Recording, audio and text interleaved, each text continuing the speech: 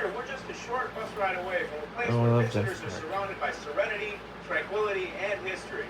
If you have a free afternoon, think hard about visiting a place where you really don't have to think at all. Our destination? Jackson Park.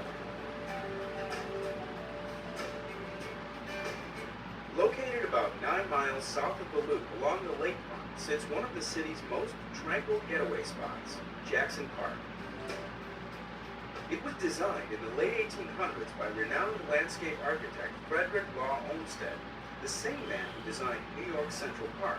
Today, over a century later, Jackson Park endures as one of Chicago's most popular natural and historic gems. For a look at this historic place, we met up with Tim Samuelson, a resident of the area, cultural historian for the Chicago Department of Cultural Affairs, and our tour guide for the day. It's gorgeous. Tell me a little about it. Well, actually, you've probably heard about the Great World's Columbian Exposition. This is the one place you can really get an idea of what it must have looked like to people in 1893. This is the former arts building at the World's Fair. The park was redone as a museum of science and industry. Soon after the completion of the World's Columbian Exposition, the buildings were demolished, leaving only the former arts building. Other features were replicated years later, like the Republic sculpture of 1918. But a recent tale has sparked imaginations about the fair and its majestic location. When people come to Chicago and they want me to take them around, they always say, take me to the site of the World's Fair. And then there is the novel, The Devil in the White City, which everybody's read. And part of the story tells about architect Daniel Burnham having the challenge of building this huge World's Fair almost virtually overnight. And so it takes place here. It mentions the buildings and the site. So people come to town, they want to see where it happened. For fans of nature, you'll find 253 reasons to come to Jackson. That's how many species of birds you can find here. And bird watchers flock here from all over the country. Adorned with binoculars and a field guide, Doug Anderson of the Chicago Audubon Society will show even novice bird watchers the best ways to identify birds like this rare Caspian tern or gulls. Birds like different kinds of habitat.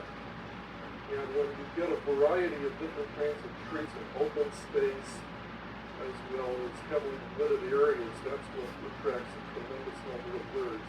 Doug leads his free tours in December at 7 a.m. on Wednesdays and 8 a.m. on Saturdays, starting from the Darrow Bridge just south of the Museum of Science and Industry. Don't forget your binoculars. The natural landscape draws all sorts of wildlife and humans to this oasis within an oasis. The Osaka, Japan is one of Chicago's 23 sister cities. The garden grew up around the former site of the Ho-Oden Pavilion, which was built by the Japanese government for the Columbian Exposition. Once you enter Osaka Gardens Gate, be prepared to refresh your spirit. One of the special feelings that you get from the Osaka Garden is almost a feeling of enchantment, a true oasis in the middle of a big city. The garden isn't your typical garden either. It's designed for meditation and symbolism. Beautiful arched bridge that you are supposed to zigzag over so that perhaps if there are evil spirits following you, they don't make the zigzag and you would escape from the evil spirits. And it really wondrous things. The park and Osaka Garden are open to explore daily from dawn until dusk. Not too far removed from the nature of Jackson Park is a stunning example of the innovative residential architecture created just after the World's Fair. You got the Jackson Park Highlands right near here, which is a designated Chicago landmark. Really great houses. Actually, the whole housing stock becomes kind of an architectural tour. Wander around. Really, the neighborhoods are like during that period. Anywhere you go today in Jackson, everyone's experienced everything from golf to sailing to swimming, and much of that recreation. Swimming, that's Here's how.